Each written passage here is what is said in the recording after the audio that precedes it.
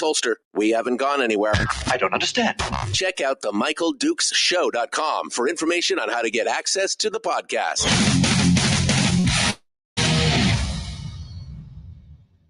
Welcome to the party, pal.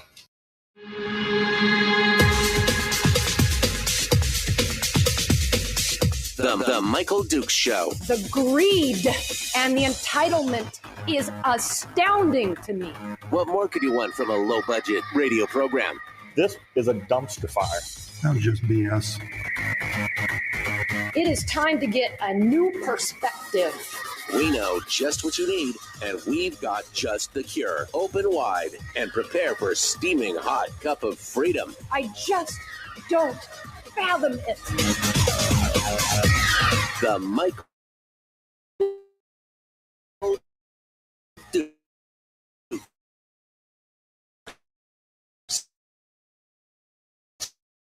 Show.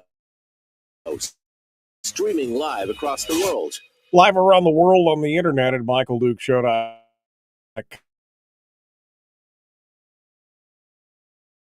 Only the internet will cooperate today. Seems like everybody in the world is on the internet this morning, sucking out all the bandwidth from my end of the world. But we're gonna make it work. We're gonna make it work, and we're going to cross our fingers and hope that everything today, of course, because it's Tuesday, it's Brad Keithley, and we're going to be talking with him about the big three stories for this week that he's been watching. Some of it's kind of a continuing of bitter and pain coming from the legislature that we don't seem to be able to fix, but we're going to go through those things. Then in hour two, we're going to be joined by Chris Story, who's going to come on board and talk with us and give us our weekly life coaching lesson. It should be fun, and I'm looking forward to that as well. But let's just get started and dive deep into the deep end of the pool, so to speak, and get things rolling with Brad Keithley. And we'll again cross our fingers and hope that everything is good as we go through there. Good morning, Brad. How are you doing this morning? Michael, I'm doing great. So it's cross your fingers day. Is that the deal? Oh man, and the delay is real today. All right. So yeah, it is cross your fingers day today, and we're hoping that we can get things rolling.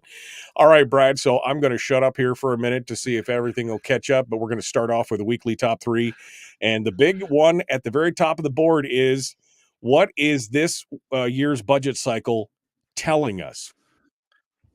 What exactly are we figuring out by watching this year's budget cycle? Well, Michael, there's been a lot. There's been some press about the Senate Finance Committee actions on the budget.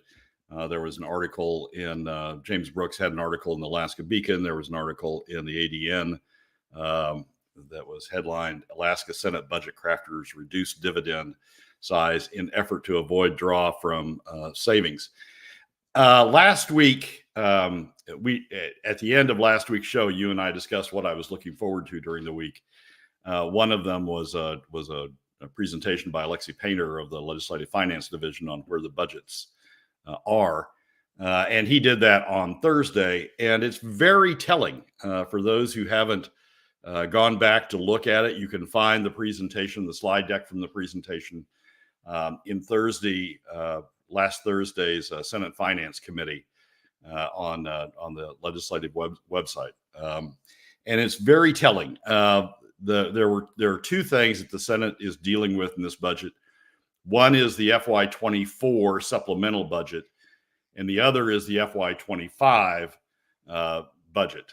Both the supplemental budgets, the FY24 is dealing with operating and capital supplementals. The FY25 budget is dealing, the Senate dealt with last week the operating piece of it. It already dealt with the capital piece of it. The operating budget, the FY24 budget to me is very telling. It shows there's one slide that Alexi has that totals up the revenue for the year, according to the Department of Revenue's spring forecast, totals up the spending prior to the supplemental, and then looks at what the supplemental is doing. and it shows revenues of $6.5 billion, including they include the full POMV draw as part of revenues. So that's an inflated number compared to what we usually talk about. But $6.6 billion in revenue. Spending before the supplemental was $6.0 billion. That was spending from last year's legislative session for the FY24 budget, leaving a remaining surplus. They called it a surplus, even though that surplus was built on the backs of PFD cuts made last year. That remaining surplus was $578 million. That's a lot of money, $500 million in surplus in FY24 going into the supplemental budget. They spent $320 million of that on additional operating supplementals, $127 million in additional operating supplementals, another $190 million. This is UGF money we're talking about, unrestricted general fund money, another $190 million in UGF supplemental or capital supplementals. That makes a total capital spend, UGF capital spend for FY24 when you add that and what was in the original budget together of nearly $560 million. Huge capital budget compared to what we've been running in the past. So those supplementals took away another $320 million of the $578 million, $575 million in surplus.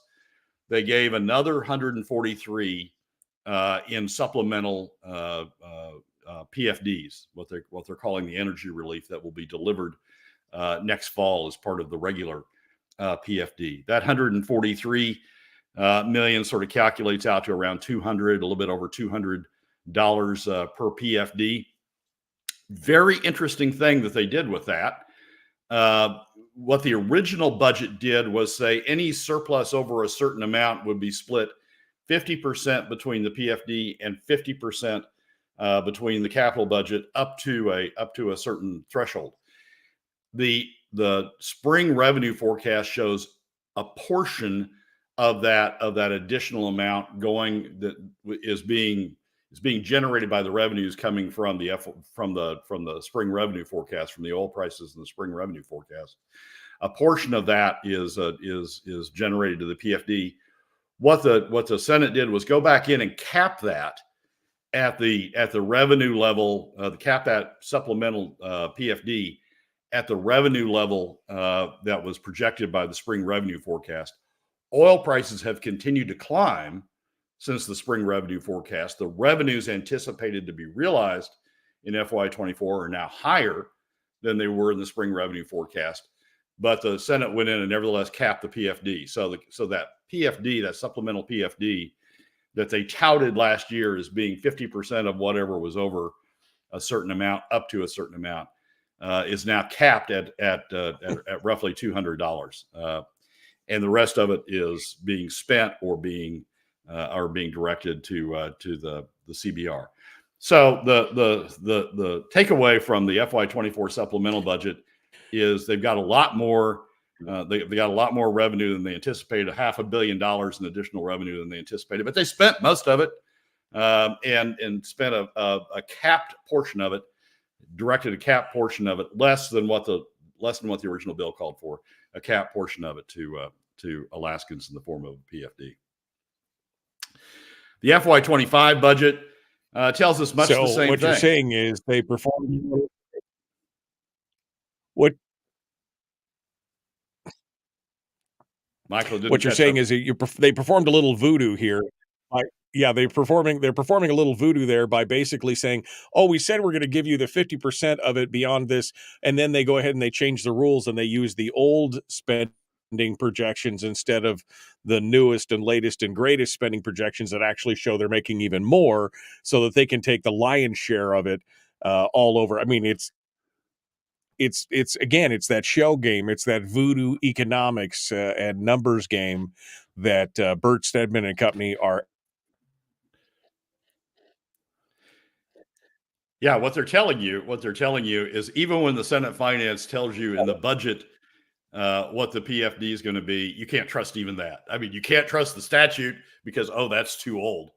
And now you can't even trust what they tell you in any given budget cycle, what the PFD is going to be. Now that we're setting the PFD by budget cycle, by appropriations bill, you can't even trust what the appropriations bill tells you it's going to be, because we're going to come back in the supplemental and we're going to change the rules on the game with respect to that. It's not a huge difference.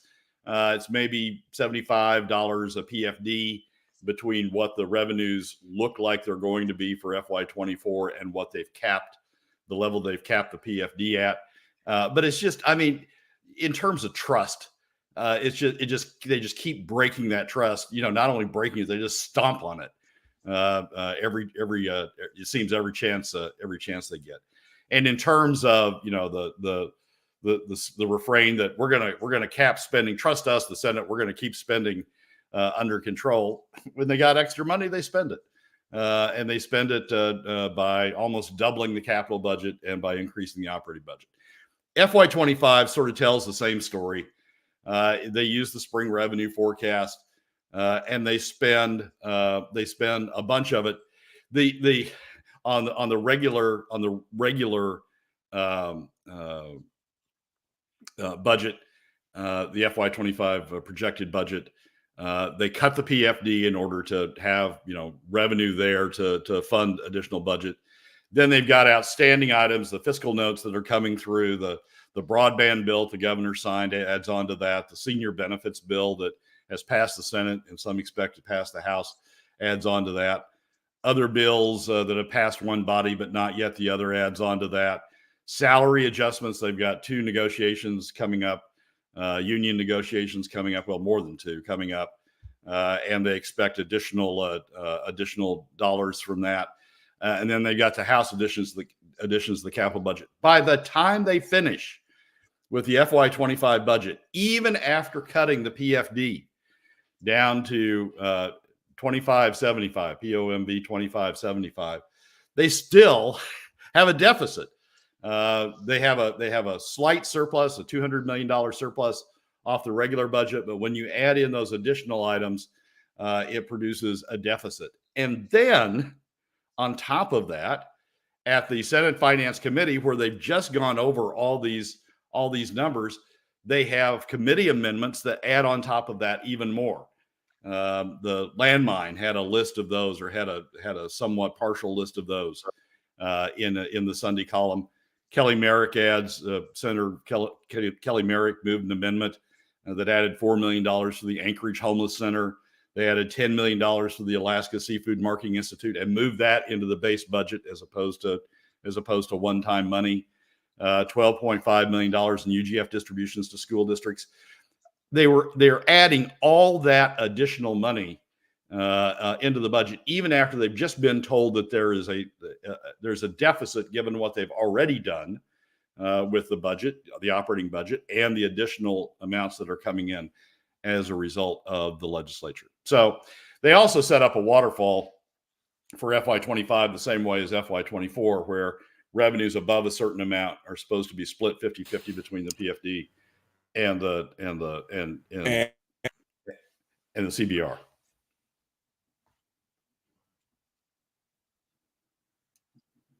We're gonna see if we can suss out some of these issues here real quick and get Brad back here.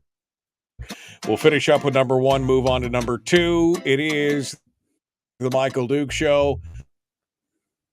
Common sense, liberty-based, free thinking radio.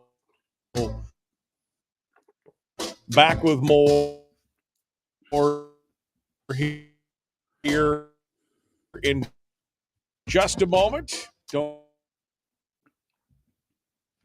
And it's free, like America used to be. Streaming live every weekday morning on Facebook Live and MichaelDukesShow.com.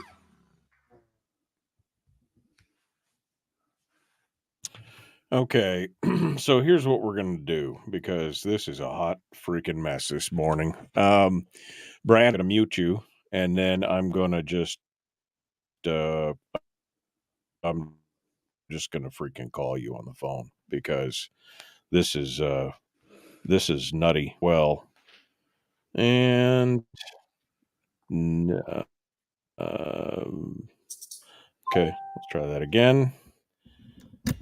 Try that one more time. I swear to all that is holy that this day is just trying to kill me. One more time.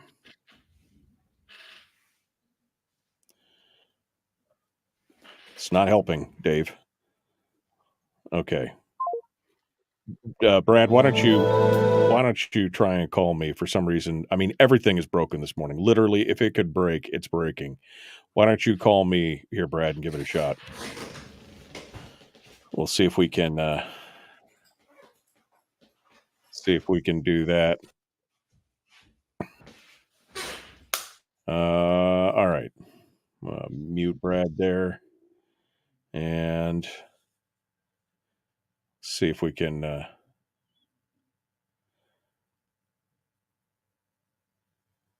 Wow, this is really hating me this morning. Okay, can you hear me, Brad? I can. All right, hold on. I'm gonna try and plug you back into the system. Hold on. Can you hear me now? I can. Okay, good. You can hear me now. All right. Yeah, dude, I don't this morning. All right. So we're going to continue on with the phone, and we'll see from there. Let's make sure everybody in the chat room. Can everybody in the chat room hear me as well? Brad, go ahead and how are you, Brad? How's life treating you? Great. I have a different setup for the phone than I do for the nose, so I'm a little scrambling here too. But Yeah, no, I'm sorry. It's just one of those things. I don't know what's going on. Literally, my CPU is maxed out at 100%. Everything's just slow. GCI chose today to absolutely crap the bed, so it's a thing. Yeah, people are like, it's not much better on the stream. Well, that's because it's GCI, I think, that's causing the problem right now. I'm mostly concerned right now about the radio to make sure that the radio stays solid signal. And it may not sound great on the stream, but it will sound great on the. You can always go to the audio only stream, folks, if you need to. But this whole thing is a train wreck this morning. I thought I had it sussed out. The patching the phone into the video. That's pretty impressive. Well, it's not as impressive as you would like to think. It is what it is right now. In fact, what I'm going to do, Brad, is I'm going to pull down your video and just remove you from the chat because it's so delayed at this point. It doesn't even matter if I can remove you. I mean, that's literally how tough it is. I can't even remove you from the chat room. There we go. Did I do it? I did it. Okay. I'm just going to go.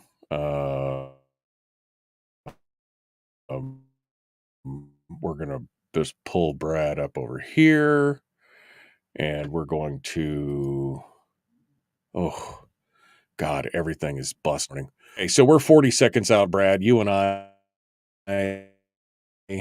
will just continue here to do our thing, and I'm gonna reload the page. Follow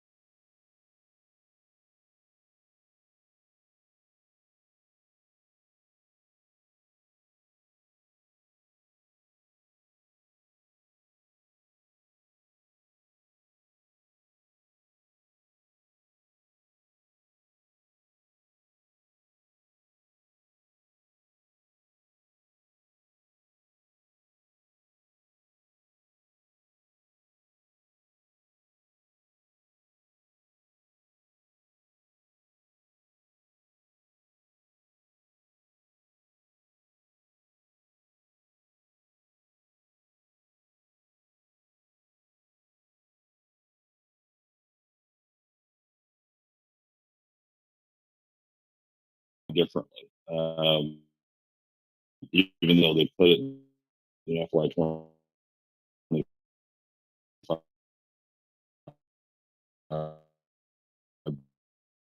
budget. So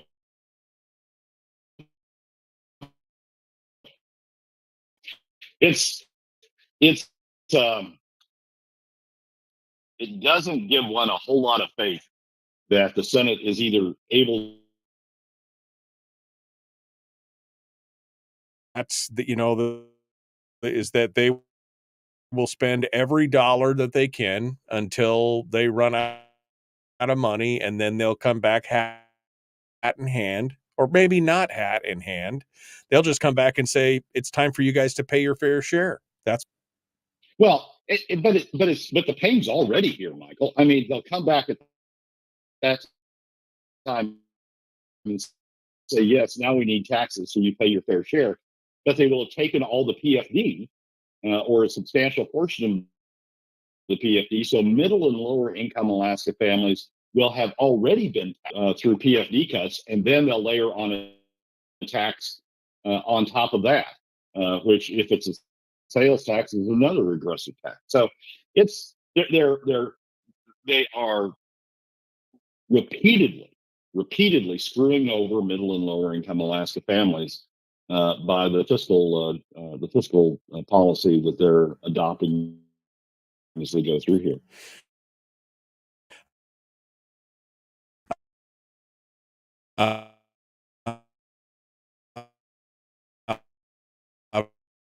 Brad Keithley, Alaskans for Sustainable Budgets. All right, Brad, let's move on to number 2. Jeff Landfield broke a story on Friday in the Alaska landmine.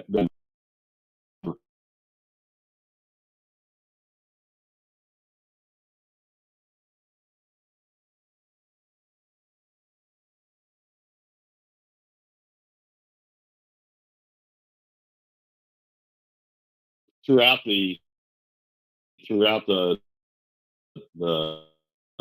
story and throughout the emails that Jeff got his hands on,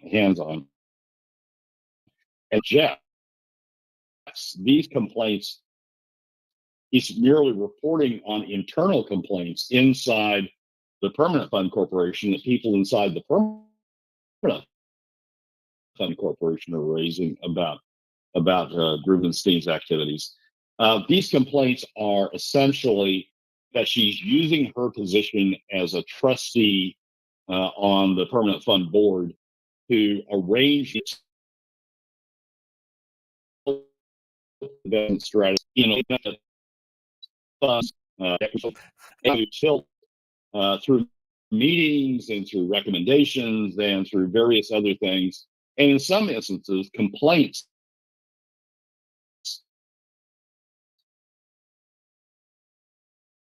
about permanent fund staff, suggesting that permanent fund staff aren't up to certain permanent fund staff aren't up to the job, or suggesting in one case that permanent fund staff be fired, trying to tilt not only through meetings but also through these internal recommendations about staffing, trying to tilt the permanent fund investments toward funds, private credit funds can be the best in our private equity funds. So it's a fairly shady set of dealings that are uncovered by this these string of emails. It's well worth reading not only Jeff's original column, as I say in the Friday Alaska mine,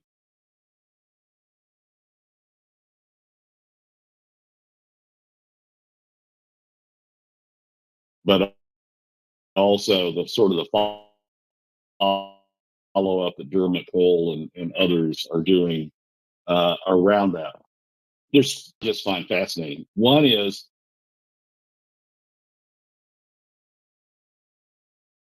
widely outside the governor's office and those that relate to them. And so she's she's passing on this information from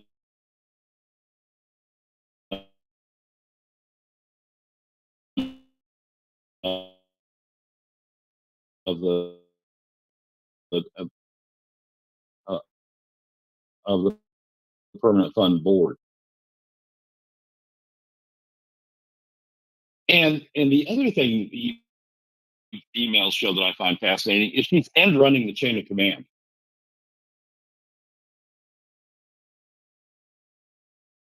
The chairman of the permanent fund board on any of this, as far as the released emails show.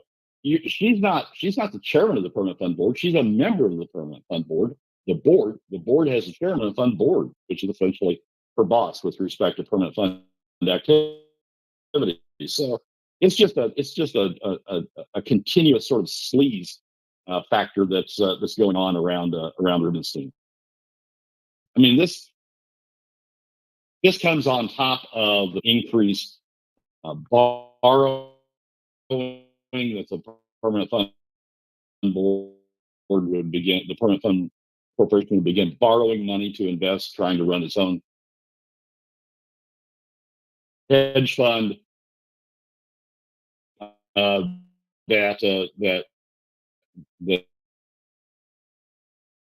they ought to be assuming increased risk.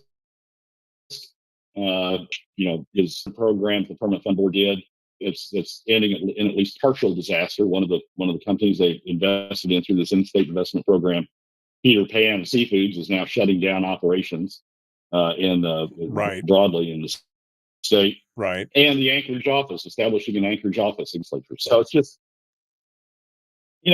it's just another brick in the wall, but a fairly big brick. Right. Another brick in the wall. Yeah, no, it seems like she's turning it into her own little fiefdom.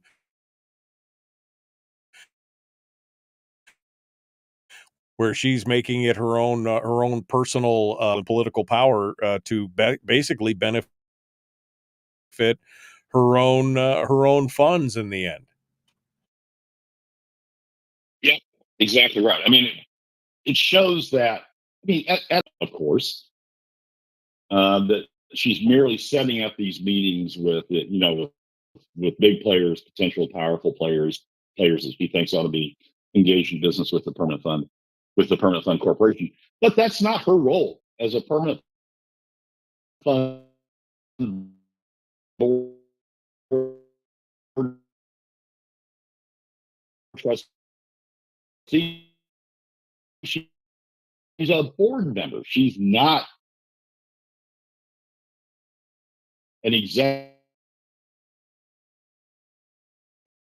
Cutting all sorts of corners here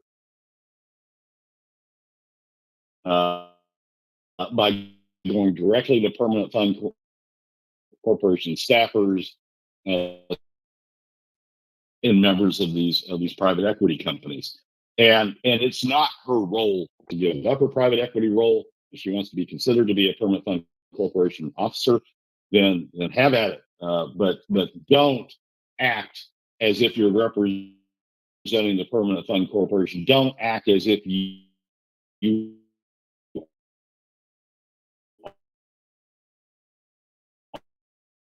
are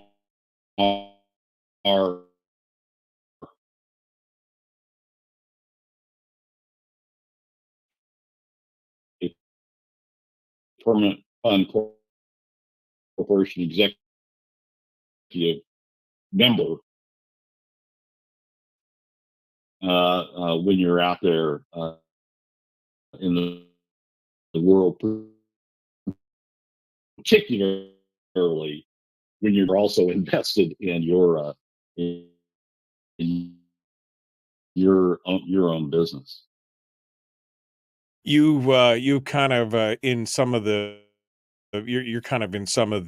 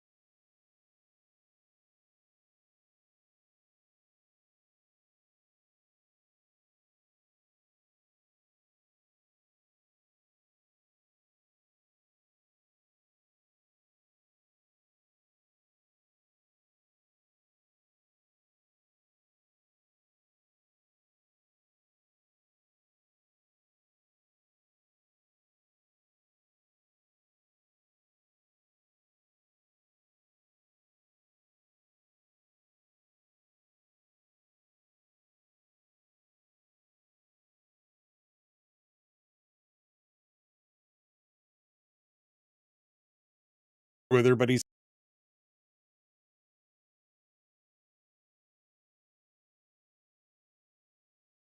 why would he could just because he thinks she's great? I mean, is there another reason that you could think of that this might be going on? Oh, people will speculate a bunch of additional reasons, including for the David Rubenstein's effort, or maybe even Ellie's effort. I don't think that's true. I think I think he just, this state. I said this in a that's the finance government is one of those things, because the top 20% don't have to pay for it. The burden is shifted to middle and lower income Alaska families. We have all sorts of ties between capital expenditures and various members of various wealthy individuals in the state.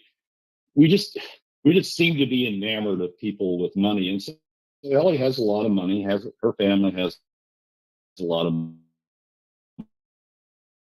money.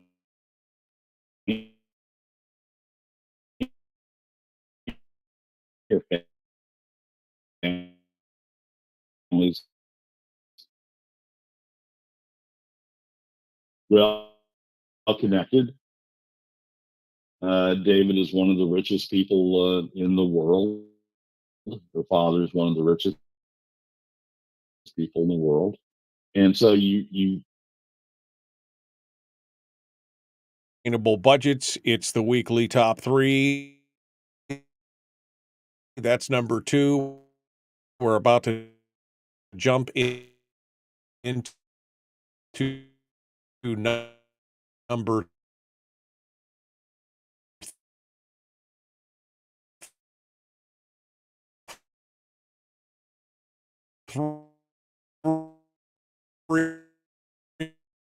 3. So don't Rethinking Radio, back with more. And Brad Keithley.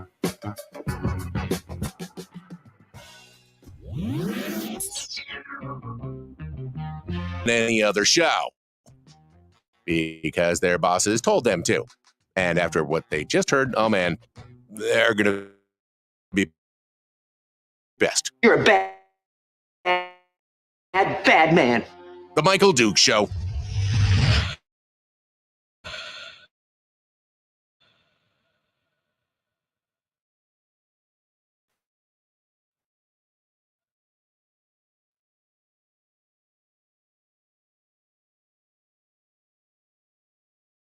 Okay, Brad Keithley is our guest. Apologize. This is just, it's tough. As Brian said, the live stream is working well. You're going to get on radio. And I'm just considering quite honestly pulling the whole video because it's so problematic. I know you're not and just running it radio style today on the live stream.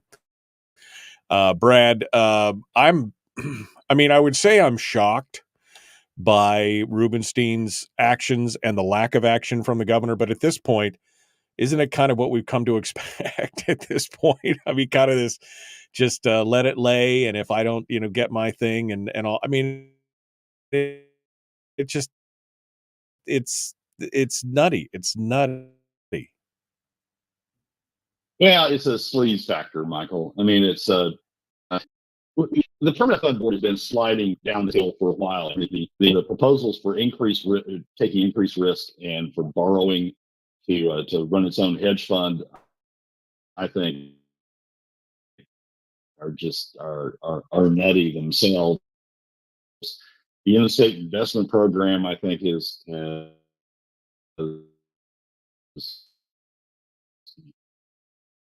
always held the potential to be nutty. Turned into have nutty results. The Bush office never made much sense, other than some people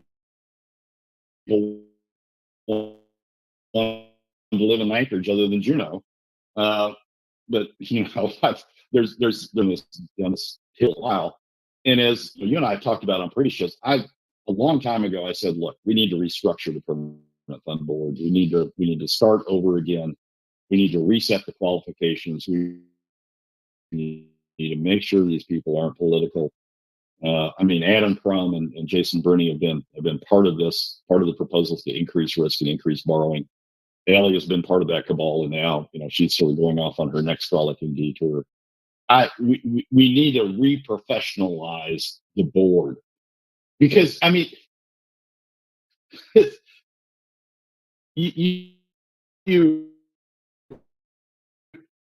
you want the board to be detached. You want the board to have an overview. You want the board to sort of sit there and be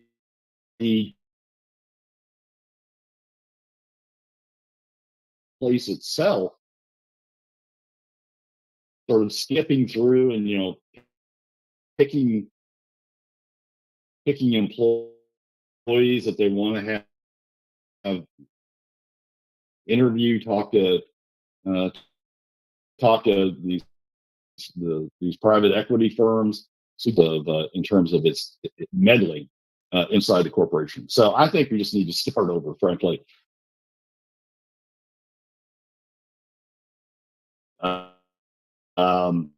Just like we did with the Alaska Public Utilities Commission in the late 1980s, the way it was fulfilling the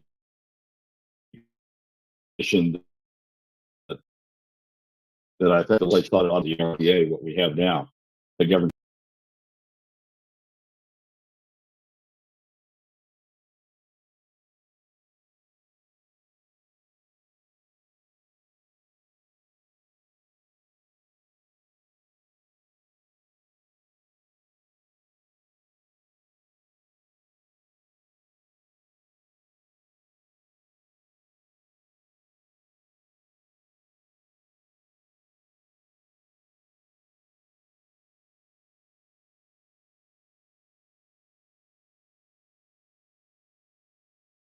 Stepping up and saying that. I don't see somebody saying that that this is the answer, unfortunately. And so here we are wondering what's going to happen and how we're going to be embarrassed, and how are the power players the ones that seem to be making all the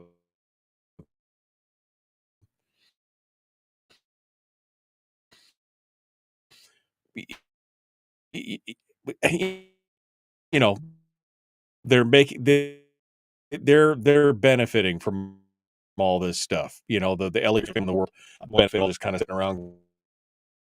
How does that work? How does it? Ethan Schutt, the end of Ethan Schutt's terms, if Ethan wants to be reappointed, current chairman of the board, if Ethan wants to be reappointed, Kelly's gone out there now and said, well, the governor's not going to reappoint, which implies that she's had conversations with the governor's office, at least the governor's office, if not the governor, about Ethan. Ethan's been sort of a counterbalance to this cabal of Crum and Bruni and Rubenstein. If the governor doesn't reappoint him, I think that sends a signal that the governor's just, going right along with the sleaze that sort of infected the board. I would hope the governor, if Ethan wants to be reappointed, given Ethan's role in being a counterbalance to this cabal, I think it'd be great if the governor did reappoint Ethan and sort of send the signal in that way. Yep. Here we go. The Michael.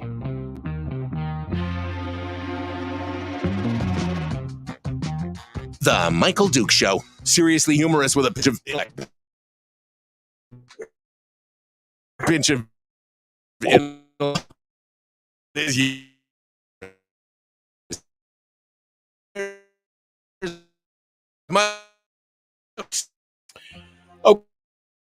Okay.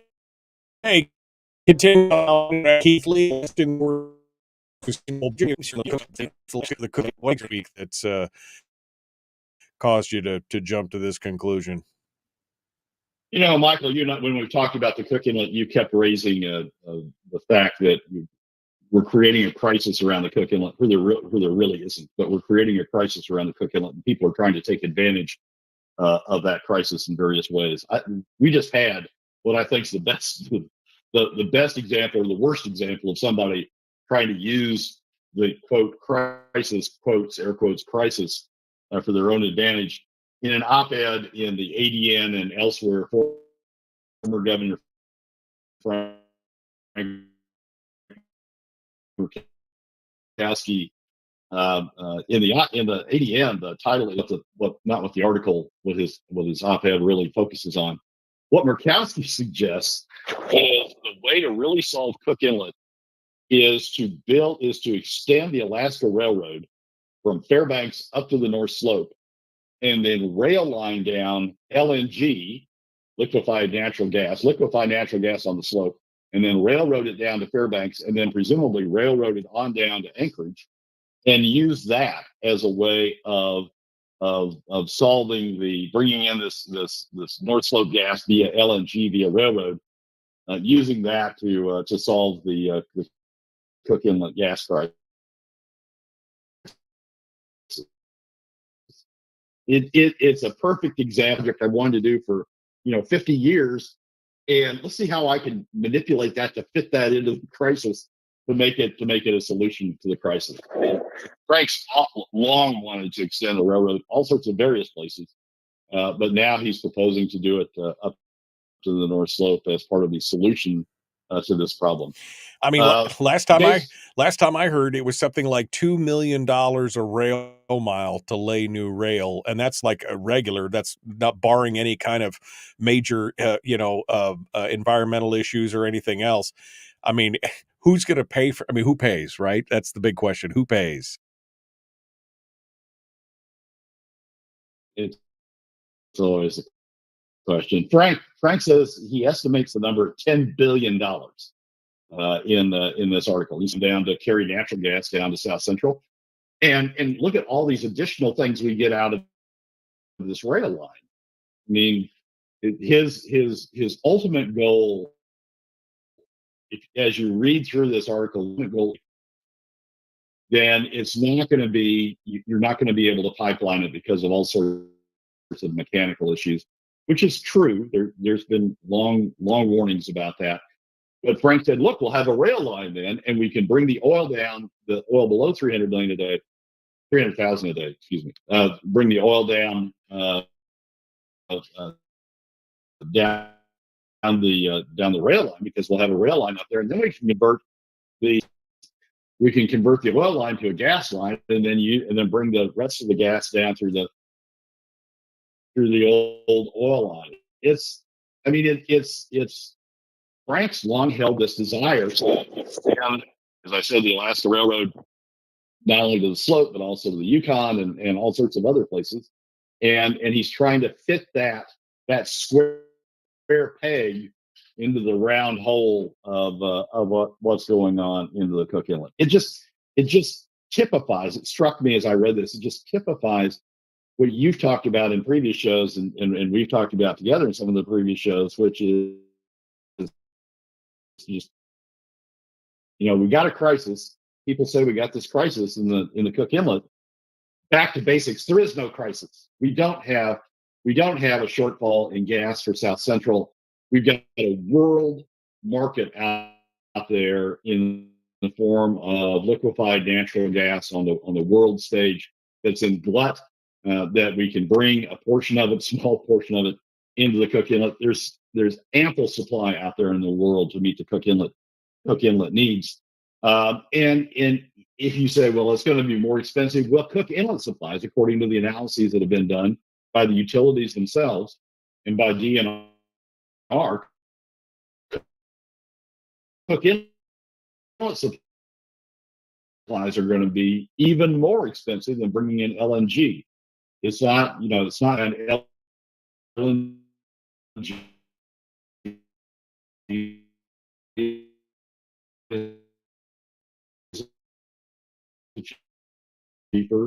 cheaper solution to that. So not only does it bring supply on a certain lower cost than the alternative of spending additional amounts to get it out of Cook Inlet. So there really isn't a crisis in the first place. People are trying to make them. You talked on need to protect them because it's an Alaska source of supply. So we need to come up with all these subsidies in order to subsidize Alaska production that meet this crisis. Isn't a crisis. We've got a solution. The industry's identified a solution. We need to get on with that solution. It's not cheap, but it's the lowest cost among the alternatives, according to last year's study by the consultants and by the utilities themselves. It is the most secure supply because we're not depending upon whether fields actually get developed. We know the supply is out there on the world market, and we just need to get on with that and stop these games that people are coming up with, or we need to build a rail out of this crisis. It isn't a crisis. We don't need to be doing those things. This reminds me, kind of we see this in various where it's got to come from here, right? The gas, it should be Alaska gas. It should be, it's like everything we can do to make sure that it's Alaska gas, regardless of what the cost is. Regardless, this is the same argument about closing the local schools, right? Well, we don't have really attached to it. This is the school that my other kids went to, or that I went to, and so it's got to stay no matter what. And they make all these emotionally driven arguments about something that is just not economically feasible, and that happens in a lot of areas. But this is just, to me, just another example why we market forces from a perspective, why we want that in the short term, even if we're still developing other sources locally in the long term. Why wouldn't we want that? Why would we all of a sudden throw everything to the wind just to make sure that the gas or the oil is Alaskan oil? I mean, I suppose we could use John Sims' argument about national security and other things and sustainability and it's billions and billions of dollars to do something different. Why do we keep fighting it? Oh, it's it's the same reason we built the fish processing plant in Anchorage that's now a church. I mean, it's we think we want to do these things in Alaska sort of regardless of the cost. And we want them to be Alaskanized. We think, that they'll be better somehow if we do them in Alaska, or they'll be up here. We have to, we have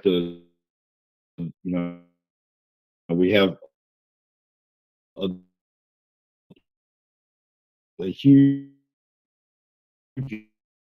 expanse that we try to distribute. Anything we can do to reduce the cost to Alaskans of our if we're a lower cost state, we tend to these things work at cross purposes. We say, yes, we want it all done in Alaska, but it's more expensive to do it in Alaska. It results in a higher cost of living in Alaska.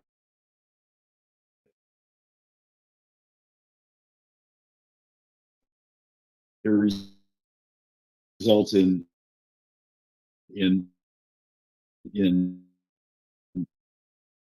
a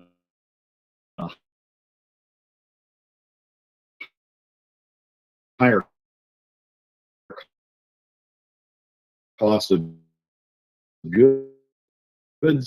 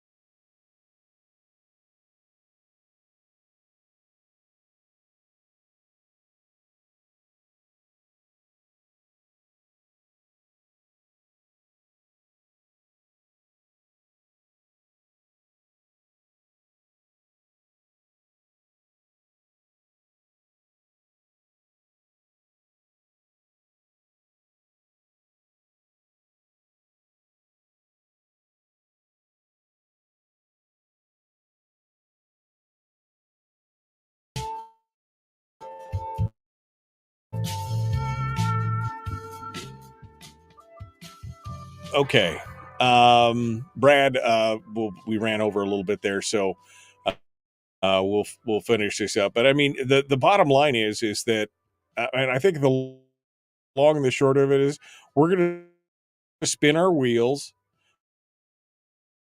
We're going to spend a lot of times talking about all these different options, all these Alaskan options that we'll probably end up importing the LNG anyway, in short, medium, and maybe it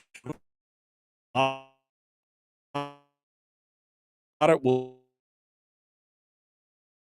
spend a lot of political capital. Want to get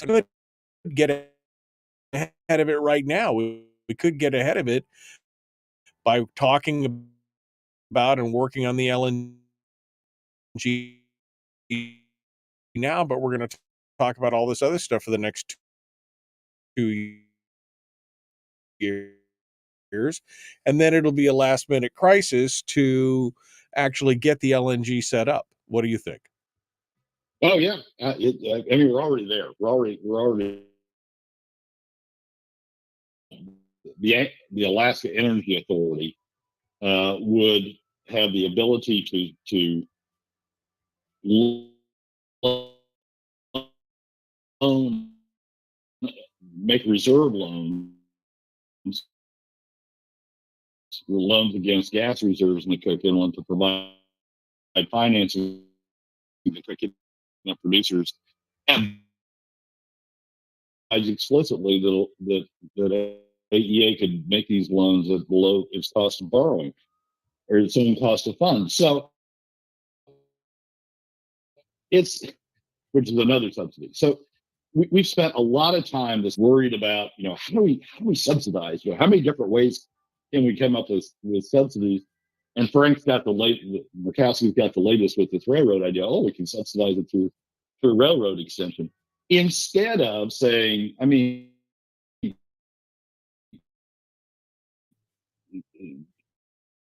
NSTAR has consistently said, look, we've got problems with the permit out for a couple of years. Instead of focusing on what's the permitting problems, can we solve those permitting problems? Can the legislature help address those permitting problems, even if they're federal problems or the things there's been no discussion of that. It's all been, how can I come up with the subsidy? How can I come up with money that I can funnel into my pet project under the rubric of this crisis, meeting this crisis, to make the situation better?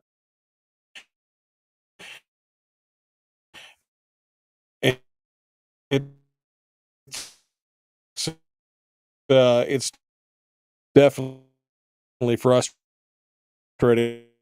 Okay, Brad, what are we watching for again? Weeks now. Bill effective. The Senate this week, at some point this week, will adopt the operating budget. It'll go back over to the House for concurrence. The House won't concur because of differences in the permanent fund dividend. It'll go to conference committee. And the real focus, I think, is going to be from a fiscal standpoint, is going to be on the conference committee. instead of the Anchorage, the ADM headline PFD tax going to be on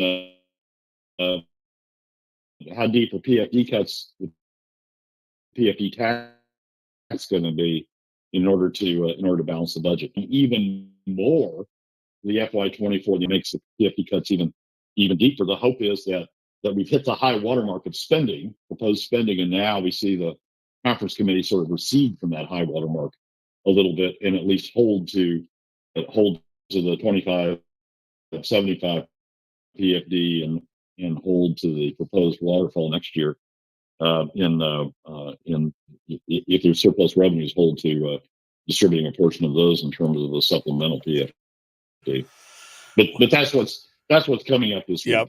All right. The Senate action and then the conference committee. We'll be watching this all this week. Brad Keithley, Alaskans for Sustainable Budgets. Thanks for sticking with me, my friend. I appreciate it.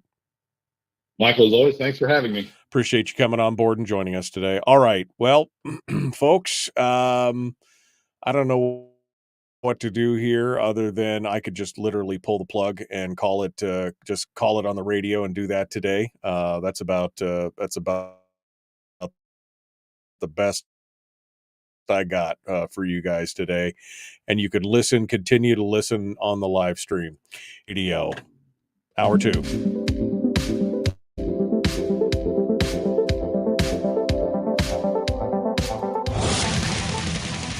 Whoa, buddy. Put that thing back in its holster. We haven't gone anywhere. I don't understand. Check out the Michael Dukes Show.com for information on how to get access to the podcast. Welcome to the party, pal.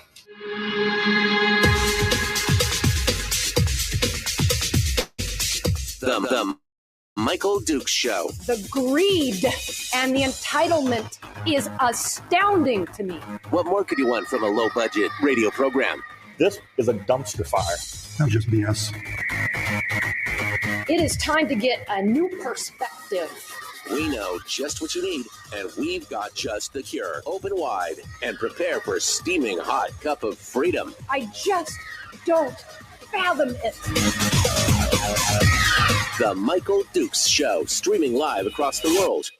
Yep, live around the world on the internet at michaeldukeshow.com and across the state of Alaska on this, your favorite radio station and or FM translator. Good morning, my friends, and welcome back to Hour 2 of the Big Radio Show. And I apologize for those of you who were listening on the radio and got cut off there at the very end this morning. Running a little bit behind here. Bad radio host, no donut for me today. So it's sad, but that's how the cookie crumbles. All right, we've got hour 2 here of the broadcast, and we're going to be just kind of covering some of the stories that we just talked a little bit about with Brad, plus some of the things that are going to be happening in the legislature and more, plus just kind of whatever I feel like talking about, I guess, as we go through. We'll keep things rolling here, and we'll see what we can come up with as we move through here and push the show through this beautiful Tuesday. It's been 2 Mondays in a row. Let's just put it that way. And I'm glad you stuck around with us, and we're ready to go. What we were just talking about with Brad is, I think I made a point during the commercial break, specifically, and right there at the end of the show, talking about how this has become more of an emotional response. I think there's multiple facets to this, not assets, but facets to this. One, he was talking specifically about Murkowski and how Murkowski has always wanted to get this rail line into Alaska. Remember at one point Murkowski was talking about building out the rails all the way into Canada, connecting to the Canadian rail system. and doing all these other things. And so he sees this as an opportunity to expand the rail north to the slope and do things, which, I mean, would be great if we needed, but it's a $10 billion price tag is what he estimates. And I think that might be a little low to get that up there. So you have a bit of people wanting to get their pet projects pushed forward or done. But on top of that, you also have this issue of this kind of the yes in my backyard kind of thing. Like it's got to be Alaskan gas. Oh, we want gas, but we want it to be Alaskan gas. We want to use it, but it has to be our gas, not somebody else's gas. And to which, I mean, that would be great if it's viable, if it's sustainable. But if it's not, then why would we keep fighting for that? What kind of sense does that make in that regard? If it's cheaper to bring gas, LNG up from somewhere else, why wouldn't we do that? Again, it's the same argument that we see in the closure of the schools.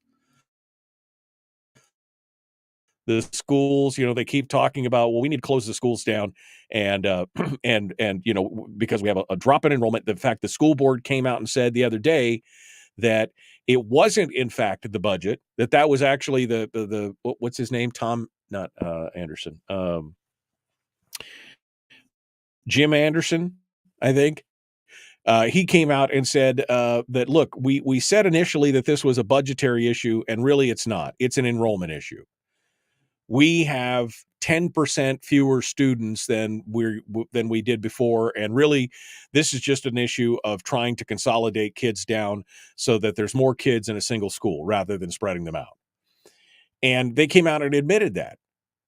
And yet when you start talking about closing schools, and specifically in some of these areas, people lose their ever-loving mind. Now, I can understand if you bought a house and you moved into an area specifically because the school is right around the corner or, something like that.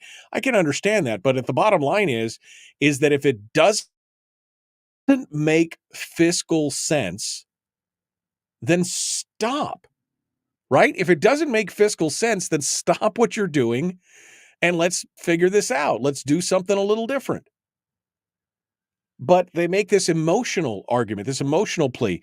I'm thinking about, I think it was Inlet View Schools in Anchorage, that people were just so upset about that was it Inlet was the one they were going to rebuild. There was another one they were going to close. And everybody and their mother lost their mind about how could you close this community school because it's not economically viable. I mean,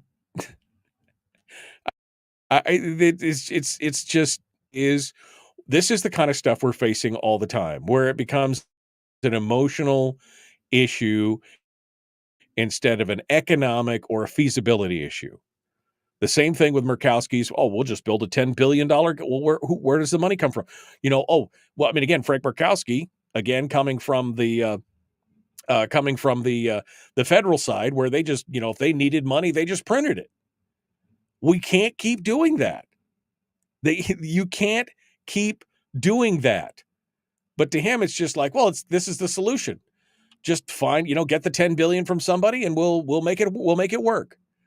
So what is the ultimate cost of that gas end up being here who just invested in bringing all this gas from the North Slope? No discussion on that. Does it make it feasible? Does it make it, economically viable for the long run? No discussion on any of that. And that's part of the problem here. We have gotten to the point to where we're running a lot of this show, and I guess, in the government, the state, even the federal government, we're running it based rather than on fiscal or even constitutional, lawful decisions. We're basing it instead on emotional decisions. And that's where we're running into some serious issues. That's where we come up with this whole thing where we're living in a dependency state, because it would be so nice to have program X for this constituency. And so they create program X for that constituency, really never talking about or thinking about the long-term ramifications of, what is the cost going to be, not in year 1, in year 2, and year 3, but in year 10, year 20. What is that going to look like? There's no long-term, and so the unintended consequences become, we create this program because it would be nice emotionally. Oh man, this would be so nice if we could do this for people. And then when we reach a crisis point and we're like, we've got to cut something. And then they're like, oh, we couldn't hurt those people. That would just be wrong. That would make me feel bad.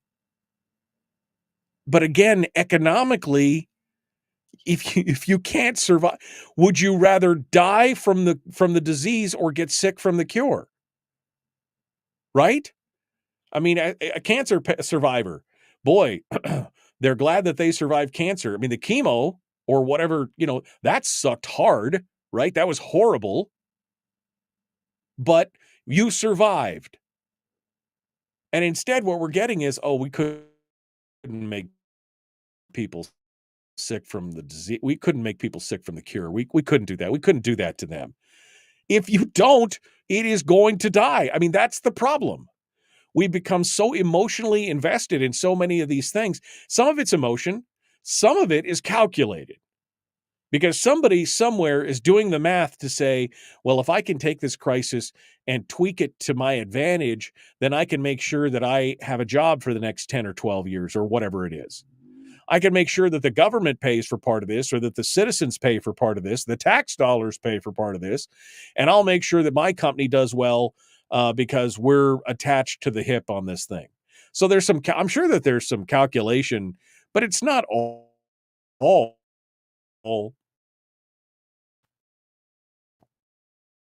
Machiavellian. We just shouldn't, do that. It would be nice. Wouldn't it be nice if we had a school building in every third block of the community where everybody could just walk to school and all be sure. It would be great. Who's going to pay for that?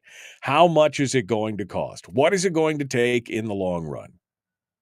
I mean, Timothy in the chat room says, why does the state need to subsidize new rail if a need exists and is profitable? Wouldn't private enterprise build it without subsidies? Yes. That would be the ideal of the market. We were at Travis Corcoran yesterday about. I mean, the problem is that we don't even exist in a true free market anymore. We can't, because the government has touched it in so many ways and in so many different areas that it can't even operate directly on market forces, because the market forces are being hijacked and commandeered by the government's actions. There is no true free market economy. I mean, it's a quasi-free market. And thank God for that. At least, we're still, but it's always about, we know better than what the market demands are, so we're going to make that decision. It's government picking winners and losers, and doing so again from an emotional standpoint. It's insane. Melissa, who's on the school board in Fairbanks, says it's always, quote, my kids in my school, and how can you close my school and affect my family, unquote. It's not intentionally directed at you. That's the thing. It's not it is for the whole. Here, let me steal some verbiage. It's for the common good. We're taking these schools and we're going to consolidate them down for the common good of the people. Does that make you feel better about it? Right? Because you've got all these kids. I mean, I've got 3 kids over here and 100 kids over here. Let's just leave this thing with the 3 kids open because, we wouldn't want to hurt their feels. We wouldn't want to damage them and throw that and make their families go and inconvenience them to have to drive an extra 10 minutes across town.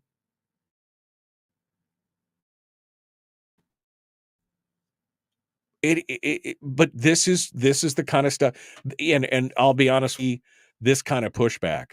Anytime, it's happened in Anchorage several times. We just saw it happen in Fairbanks with the closure of Ben Eielson High and all this other kind of stuff. You know what the people who work at Ben Eielson High said? Some of the people who work in that kind of area, in that arena, in that community, because I talked to them when I was in Fairbanks a couple weeks ago, and a couple of them we got talking about. It's tough. It'd be nice to have a school on Eielson. The problem is it was underutilized. They didn't have enough students to keep everything going, and it didn't make sense. It would be nice to have it there, but you just couldn't do it. I mean, it's insane. It's insane. We get to this emotional piece of everything. Oh, we need Alaskan gas, Alaskan oil. Hey, do you think that the gas that you're putting in your car, some of this, do you think all of that's coming from Alaska?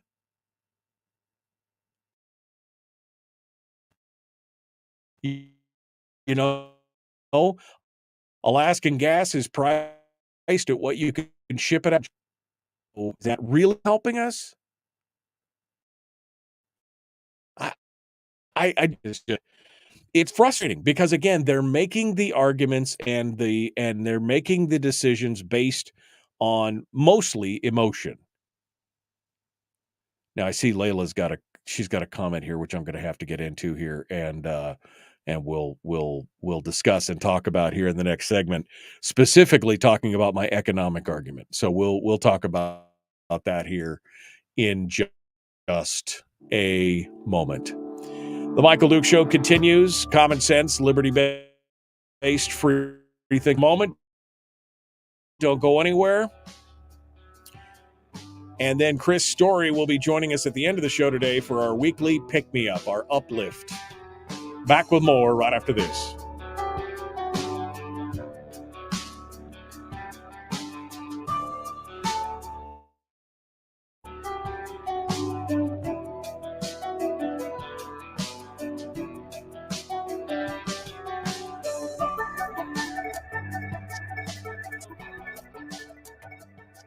We're broadcasting live through a series of tubes, allowing all of these entities to provide streaming stuff going on the internet. Well, it's kind of hard to explain. Sorry. Streaming live every weekday morning on Facebook Live and MichaelDukesShow.com. Yeah, Chris says, my 100-octane low lead comes from Seattle. Yeah, I mean, they're some of the fuels are coming out of state. All right, now Layla, I can't see your whole comment here. All right, so if you want to repost it and break it up into different comments, this is where I can see. This is how much I can see. So the part where you say the more dependent we are on resources, if you'd like to post that second part again as a second comment, I could read the whole thing. But here's what, it's a novel, isn't it? She says, I hear your economic argument, but it could, while we're getting short-term lower prices of imported gas, we're not planning for the future. There's an inevitable time when the environmentalists grow powerful enough when they can refuse to ship gas because it's bad for the environment. Or a stork in the Gulf lasts long enough that Alaskans freeze to death in the dark before waiting. I think a storm, not a stork, or a storm in the Gulf lasts long enough that Alaskans freeze to death waiting for the gas. The more dependent we are on resources from elsewhere, and I don't know what the rest of it is, but yeah, I understand what you're saying. I agree with the fact that there are things that could happen in the future, and that it definitely would be nice to be able to be a little more self-reliant and not have to depend on imports to make it work. I would agree with that. The thing is, do we throw caution to the wind and expend billions of dollars now in trying to make gas, in this case, gas work in the short and the long term at a much higher price? Or do we get the imported gas now and start working on these other things at a slower pace? I don't know. I don't know. And then she said, I should say I'm playing devil's advocate because I've heard the argument and it does make sense, though the economic argument does too. I mean, I think there has to be a combination of the two, right? There has to be long-term strategic planning. We have to find some way to get gas in the state to make it more affordable so that we can get our own local gas. That would make sense from a sustainability standpoint. But at the same time, if we price ourselves out where we can't afford to live here, there's a balance in there. Got an old tomato issued to me. Ultimatum? I think was supposed to be ultimatum. I don't know. I think somebody's using voice recognition. Got an old tomato issued to me this AM. I think it was ultimatum. Get advanced protection by the 15th for my Facebook account or get kicked out. Okay. I've never heard of advanced protection, but there you go. Yeah. We'll see what happens. I'm not disagreeing with what you're saying there, Layla. I mean, I think that there should be an eye towards sustainability, energy security, if you want to call it that. But we've got to balance it out. We've got to balance it out, and see what we got going on here. Okay. Oh,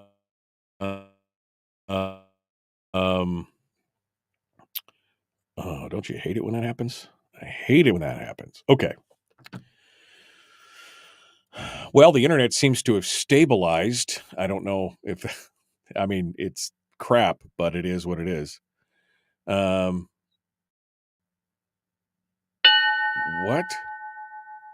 I don't know, Heather. That was a random thing to. It isn't the costume dressing furry that is the problem. Kids play dress up all the time. Was there some kind of furry issue somewhere? I don't know. That was a weird kind of if that was in relation to something I said or if it was something else. There you go. All right, here we go. Jumping back in the Michael Duke Show, Common Sense Radio. The Michael Duke Show. Not your daddy. Wait, sorry. Not your daddy? Ooh, not your daddy's talk radio. Whew. I was scared for a second. Thought we were going down. Here's Michael Dukes and the show. Okay, welcome back to the program. Common Sense, liberty-based, free-thinking radio. Hello.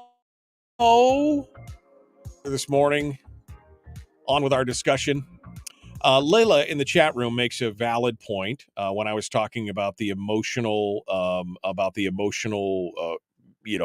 cry to get Alaska gas here, and that it would be cheaper to import the LNG, and that makes more sense from that perspective. Yada yada yada.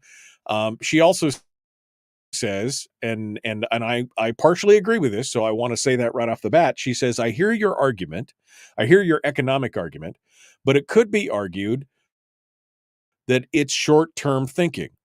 While we're getting short-term lower prices for imported LNG, there's an inevitable time when the environmentalists grow powerful enough that they can refuse to ship gas because it's bad for the environment that Alaskans freeze to death in the dark waiting for the gas. The more dependent we are on resources from elsewhere, the more problem it can. And she's not wrong. Is there an argument to be made for energy security? Yes. I mean,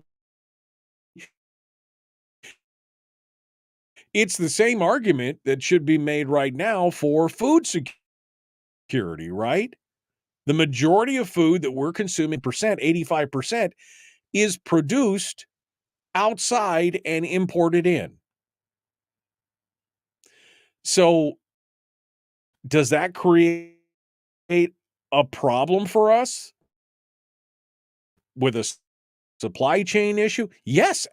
All the things that we're consuming and importing, if we somehow forced it, I waved my magic wand and created a manufacturing industry here that produced food.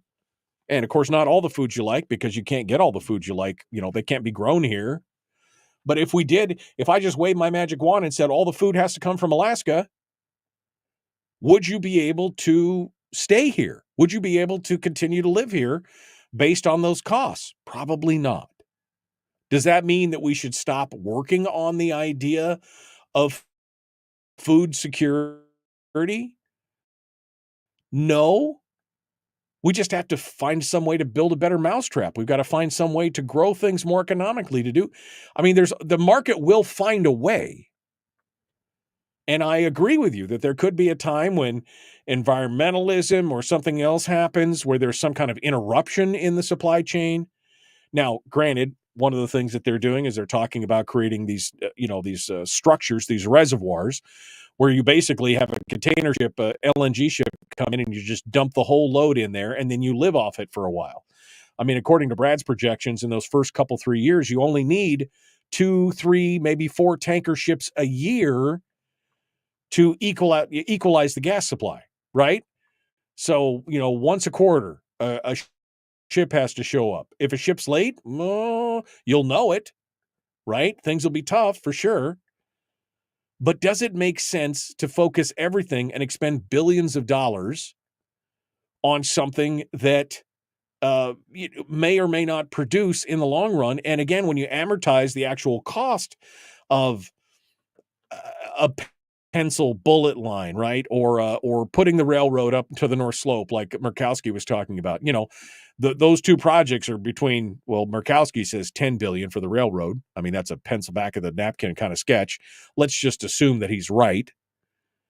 10 billion there. The pencil line, the bullet line was what?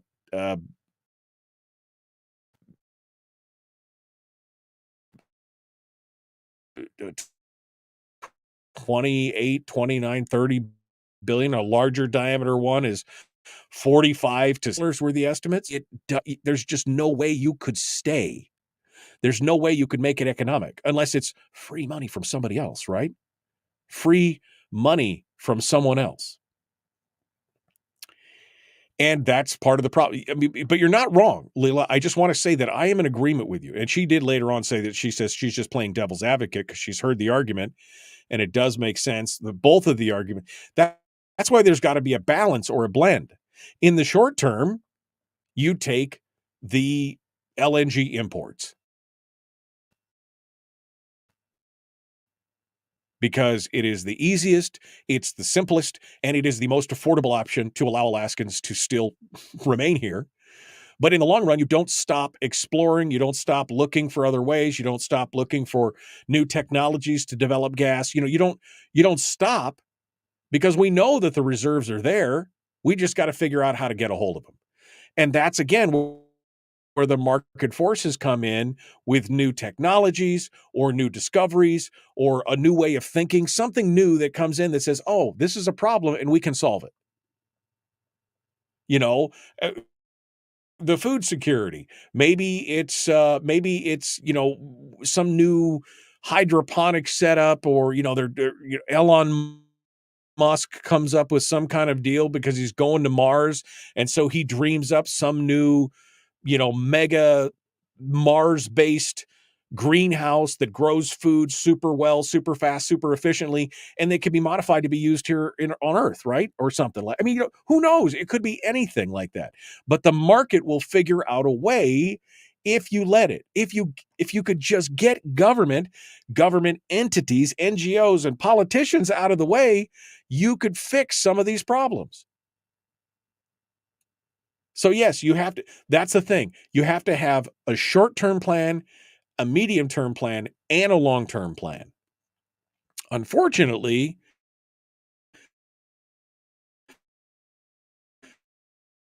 Politicians usually only have one of those, and usually it's the shortest possible. That's usually what it comes down to. The shortest of short-term plans you could possibly find. And that's where we are. I mean, that's where they are. That is the problem. And again, it goes back to these emotional decisions versus logical, rational, economically driven decisions. As I said before, Melissa is the school board member saying, "Why are you attacking our children? Why are you hurting our family? And why?" It has nothing to do with you specifically. It has everything to do with trying to make sure that the system as a whole survives. I mean, to go back to my analogy of the getting sick from the cure or dying from the disease, it's triage, right? You all understand how triage works, I assume. That on the battlefield, when you're triaging patients, you look at the patients who are, walking wounded, they're going to make it. You look at the patients who are too far gone for any help, and then you identify the patients that need help right now, right? You're triaging those patients. We've got to save those that we can. So the idea that we're going to cut down on the size of a school, we're going to close a program, we're going to reduce something. We want to hurt you. No, it's so the whole state is able to survive. And heretofore, we've been able to just pump money at the problem, right? It's never been an issue. We'll just keep pumping money at the problem and that'll fix it. The problem is that, again, that's a zero. That's not sustainable. Eventually, the pump will run dry. There will be no more blood in the stone. And then all of a sudden, you didn't triage it earlier, more people will be hurt in the long run. The train analogy, it's my favorite. I use it every day. The train analogy. We're on the train. We can see that the bridge is out. And we could be applying the brake to prevent the train from rolling over the gulch and crashing and burning at the bottom. But many of our politicians are like, hold my beer. Let me just shovel some more coal into this box here. Forget about the brake. Increase speed. Damn the torpedoes, full speed ahead. Throw more coal in there because we'll leap that gap. I mean, physics says it's impossible, but don't worry. See, if we stop it now, if we wait until the train is at the precipice and plunges over into the abyss, everyone gets hurt. I mean, this is the whole federal budget thing in a nutshell. It's a horrific thing. I wish more people could see it. I mean, I wish everyone could see it as clearly as I could see it. I wish everyone could see it in that way. I wish everybody could understand that it's not intentional. It's not a personal attack.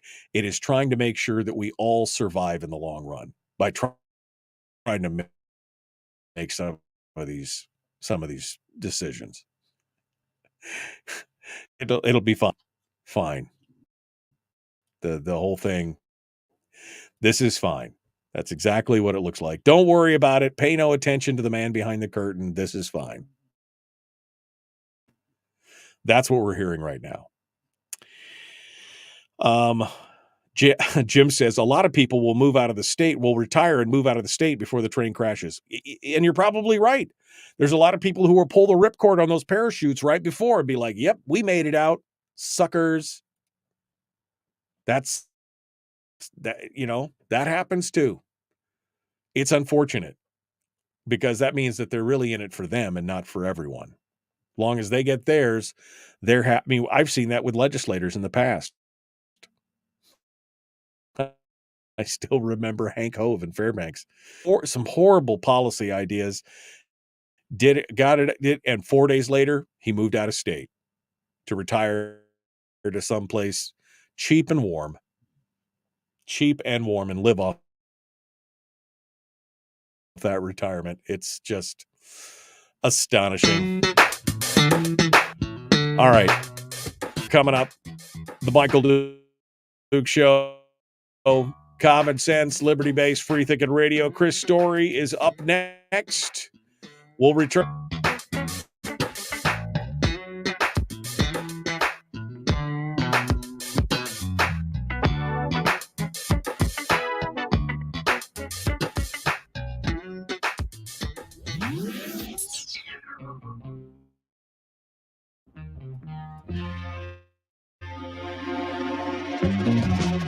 Running on 100% hour. Oh, also some coffee.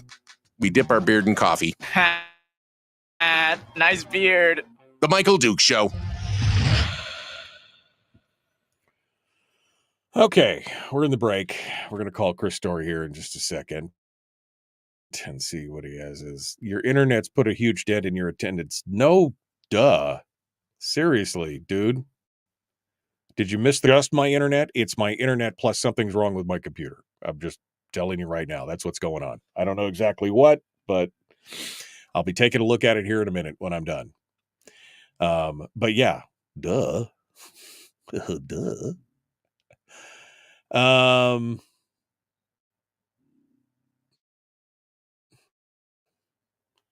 All right.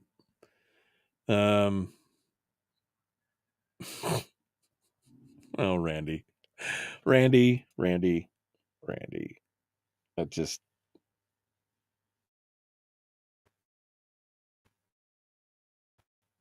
I can't with you today, brother. Can't play with you today. It's not. No. All right. TAPS operates at 2,000 psi. Add gas to the mix, says Jim. I'm not an engineer. Maybe you're right. I don't know why. If that's the case, if they run out of oil, can they? I don't know. I do know that when they originally designed TAPS, that it was designed to have a companion line that was put down beside it. That was discussed at great length back in the late 90s with some of the mayors there and some of the people that I was talking with at the time about oil and gas lines and everything else, that historically there was supposed to be a companion line, actually extra wide spaces on the side because they were expecting to include a gas line at one point. It's pretty crazy. I'm sorry, Tim, I can't see your photo. I don't know what it is. Somebody will have to tell me what it is. All right. I guess we'll go over to Chris. I was going to talk about this article, but I got ramped up on this whole emotional thing. It's emotional. Let me see what Story has to say. See if I can get him on the phone. If the radio gods are kind to me, let's see what they say. Can I call him? And will it work? Can you hear me? Yes, loud and clear. How about me? Yeah, I can hear you on my phone, just not on my system. Hold on, I'm going to try and connect you. Can you hear me now? Nope. Chris, I'm going to call you right back. All right, so I'm going to try and call Chris one more time. I don't know why this doesn't work, but we'll see if we can make it work one more time. Hey, look at that. Oh, now brown cow. Brown cow is now. It's yeah. If you run natural gas at 32 pounds per cubic foot through the gas line at approximately 2,200 psi, you're going to get a liquefied flow rate of 2.3 millimeter of pipeline. So see, Michael, it's balderdash. You don't have to pretend you're not an engineer. I mean, say you're an engineer. Just pretend you are one. People will believe you. You have gravitas. Hey, I stayed at a Holiday Inn last night. Of course, I know all those numbers. I mean, I'm a genius. I just sounded like a genius just then. You did just sound. Then. You just then did you sound. And then by the time they Google it, you would have been off air already. Yeah, well, that's true. That's true. That is 100% true. So just lean on me when you're feeling in that space of inferiority because you're not an engineer. Just lean on me and just channel your inner Chris and go Balderdash. I can make this up. Which is a great game. Have you ever played it? I had one. Pretty easy to play. That game is built your way through anything. Yeah. I mean, we don't know anything, and yet we host radio programs, and it sounds like we do. We're ignorant, empty cups. You know that. Whoa, what? Ignorant, empty cups. That sounds sad and lonely. I'm just going to say that sounds sad and lonely. I just could tell you were in a mood. I'm going to lift his spirits. I'm going to be self-deprecating and then drag him down with me. Yeah. And lift your spirits a little bit. I love Randy, it. You don't have time to play with Randy. Do you have time to play with me? Let's go. I don't have time to play with Randy. Just Randy. Poor Randy. What Randy? I'm not watching. What is Randy giving you grief about your beard oil not in today? No. He just says Michael Dukes' train and bridge analogy helped convince the legislator to give us a balanced budget in 23. Hopefully they'll give us a balanced budget. But you're missing the whole point about a balance. You're missing the whole point. They're balancing the entire budget on the back of the PFD. So, I mean, is it really a balanced budget? That's the question. Is it? No, it's not. So.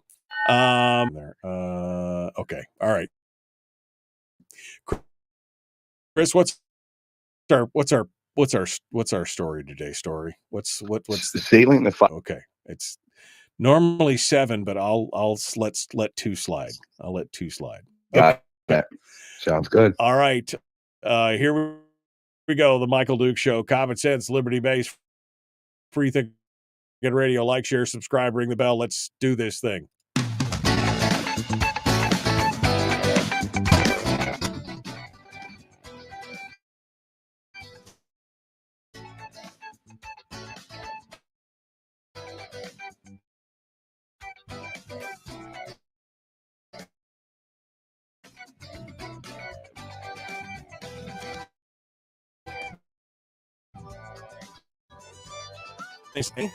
Hopefully in a nice way.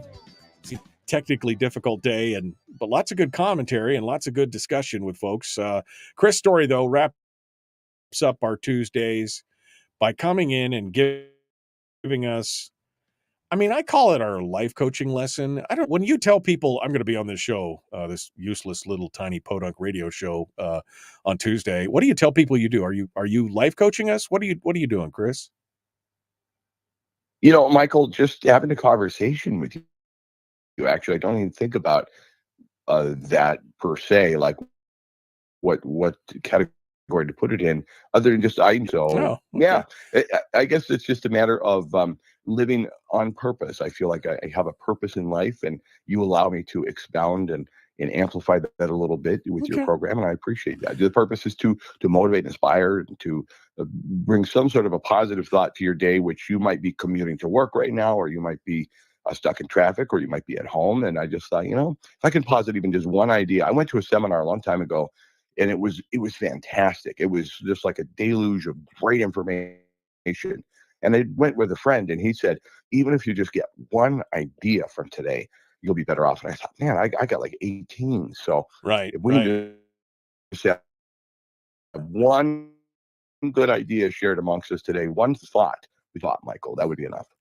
That might be a stretch. You might have to do some heavy lifting today for that. All right. So today you're going to teach us how to sail on the 5 C's of life. All right. They're coming at us, whether we like it or not. They're out there. Tsunami. White cats. It's it.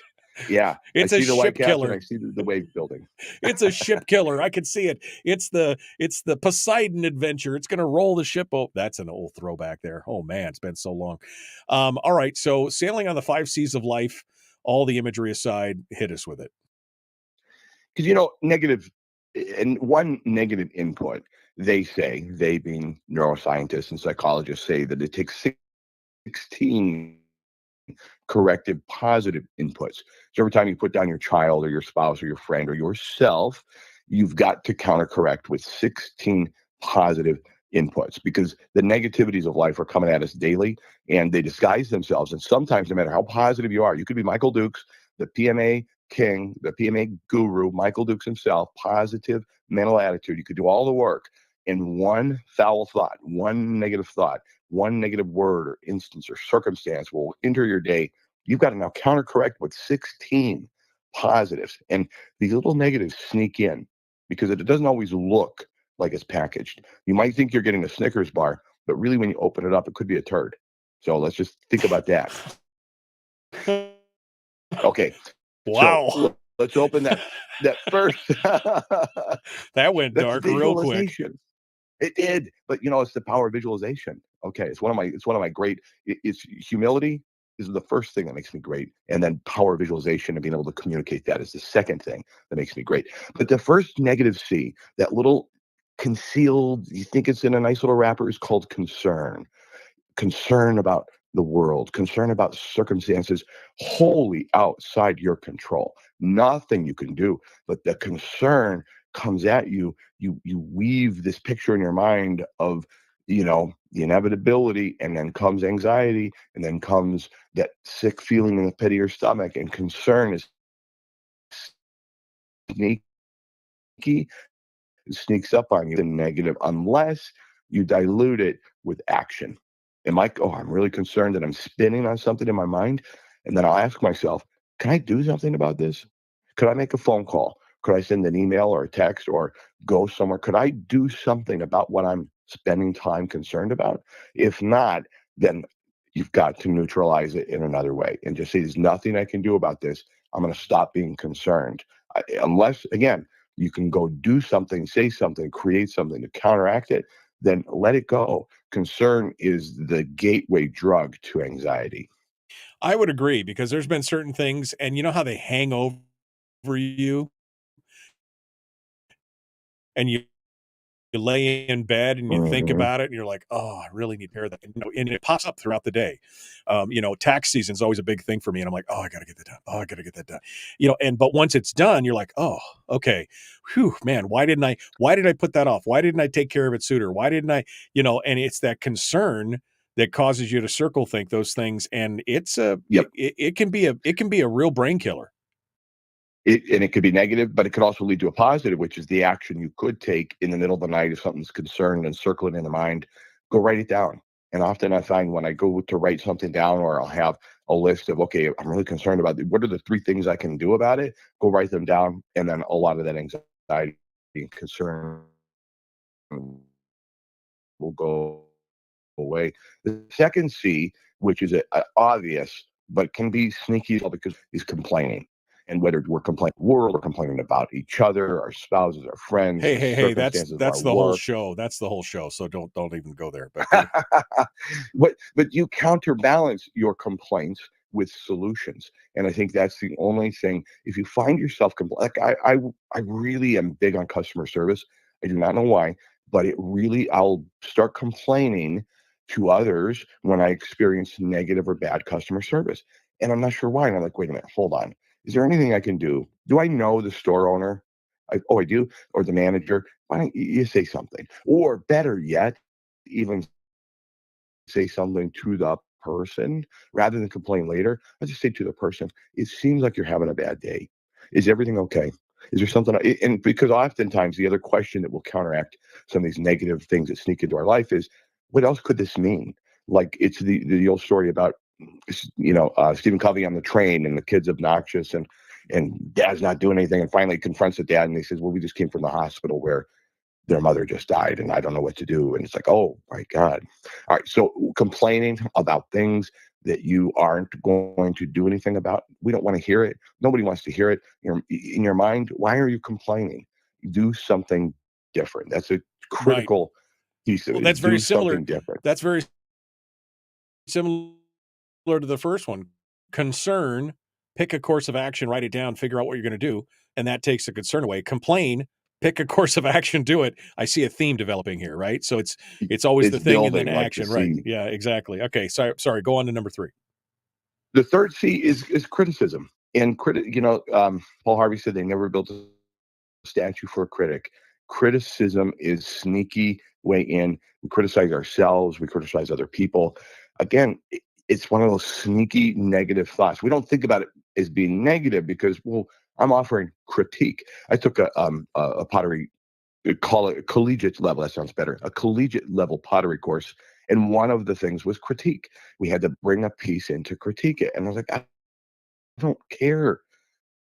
I don't want your critique. I'm not, no, I don't want your, but it was important to actually hear feedback, which always came in the form of a positive and a potential helpful idea of something you could have done differently. But if we just sit around criticizing, and especially criticizing yourself, most of these C's are pointed inwards, I think is the most damaging. But even if it's pointed outward, it can be just a negative way of living. Nobody wants to be around you, and then you suddenly find yourself lonely. But criticizing is another sneaky way to end up in a very negative cycle that is it's just not helpful in the least. Right. Well, and I was told once by one of my mentors, if you're going to criticize, you have to find the positive. You have to, positive, and then the negative, and then reinforce the positive again. And that's the critique, and maybe that's what you have to do. Maybe that's the action on that C, is to, sure, there may be something that needs to be corrected, but find the positives and sandwich it, bookend it with the positives and put that negative in the middle. And, maybe that works for you. And it's almost like a CO detector. There might be some undetectable other thing here at play when you're criticizing other people. Are you a little envious, maybe? Are you a little envious that you're not able to do what they're doing? Are you somehow being so critical because you'd love to have the freedom to express yourself the way they are? Right. Like when I criticize somebody, when I'm watching people from the sidelines and watching them dance, and I find myself criticizing them, it's totally from a place that I wish I could be so unencumbered on the dance. Really just feel that sense of, I want that freedom. Look at you. You can't even dance good. You don't know it.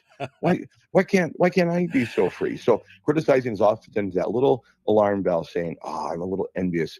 Is that something you'd like to do? Maybe. Right. Think about that. The fourth C is commiserating, which is what you and I are doing right now.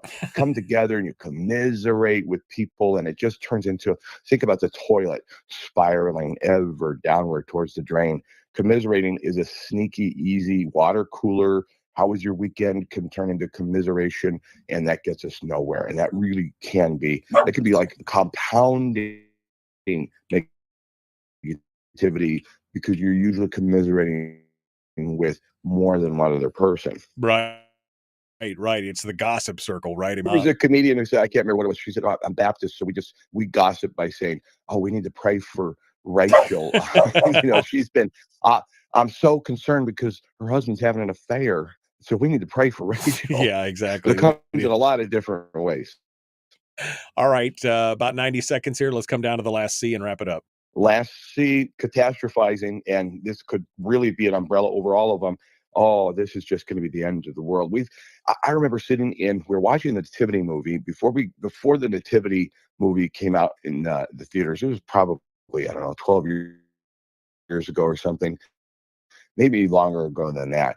And Al Gore's movie, An Inconvenient Truth, was coming out. And so my whole family's there. My little daughter Zoe was probably 7 or 8, and I look over and she's crying. And I'm like, what's going on? Are you okay? And she was so scared by Al Gore's movie that we were all going to die. She was just like inundated with this catastrophe. And catastrophizing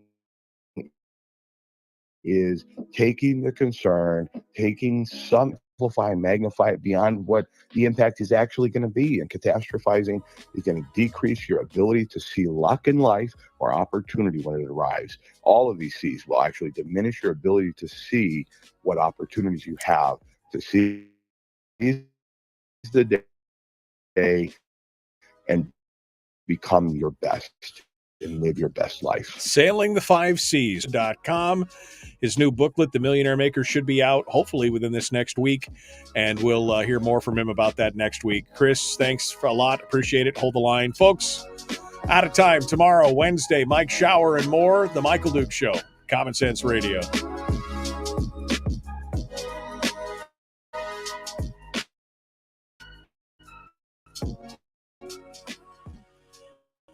I liked that, Chris. That was really, again, it's easy. So concern, complaint. No, I got it wrong already. Concern. Yeah, no, you're right. Concern, complaint, criticism, commiserating. Commiserating, and then catastrophization. Yep. You said the word. It was impressive when you said it. Catastrophizing. I think I find myself doing that a lot. I mean, I get concerned about something, and usually it's something that I have some control over, but I just haven't taken the action, and it kind of gets on the back burner, but it's always in there burbling in the back of my mind, and it's freaking me out or stressing me out or whatever. And when I take the action, it's good. Try not to complain. I try not to gossip. I try not to do those things, but it definitely, especially the first one, the concern, because that's where I find myself a lot of times. I'll be laying in bed or I'll have a quiet moment, and all of a sudden all these concerns will just boil to the front of my mind. Like, oh my God, I haven't taken care of this yet. What do I do? What do I do? And taking that action, we know it intellectually. We should take the action. But we just haven't. And that's what kills us, I think, a lot of times, is that we're concerned about it, and yet we don't take that one piece of action, and we know we should, and we know when we do, it'll leave our plate, and but it's I don't know why it's so hard sometimes to do that. I know but these things are great signals. And think about that smoke alarm. Well, smoke you can see and sense and smell, but carbon monoxide you can't. So a CO detector is a better way to think about it. These little things will show up. Is it just maybe they become a trigger or a signal in your life that if you are concerned about something, you find yourself criticizing or commiserating, even with me, or catastrophizing. So they're just a little bit of an alarm. See the little red light going off and go, hold on, what else could this mean? And what's missing? I said it, we've talked about it many times, but journaling is one of the best ways to get these things out of our head and also start to recognize a pattern. If we're honest with ourselves, and we literally will be honest and open in the journal, then suddenly you start to recognize a pattern. Like, boy, I've been really negative. What's going on lately? And then suddenly you realize, oh, the concern, because you don't think about concern as being negativity. There's other things that we associate with negativity, but concern, come on. Right. But that's the gate. I think concern is the marijuana of negativity and anxiety. It is the gateway drug to negativity. That's right. All right. Well, I agree with you. And it's something I needed to hear today, obviously. See, that's the thing. To me, this is your life coaching lesson, but I always come away with one thing from our discussions. And usually, I don't know if it's the good Lord working through you or what, but you always say something that catches my attention and I think makes my day better. So you're a blessing to me, my friend. You're a blessing, and I appreciate you. So thank you for coming on board. Thank you. As always. I appreciate it. You have a great day. All right. We'll talk to you later. Story, the man from Homer. All right, man, we're done, and we are out of here. Tomorrow, Mike Shower will be joining us, and we'll be doing more. We'll be doing more with the legislature and more. So yeah, Dozer's on the show tomorrow. Hopefully, I get all this madness fixed here. We'll see if we can fix this whole broken thing. Thanks for coming in, folks. We will see you tomorrow. Be kind, love one another, live well. We'll see you then.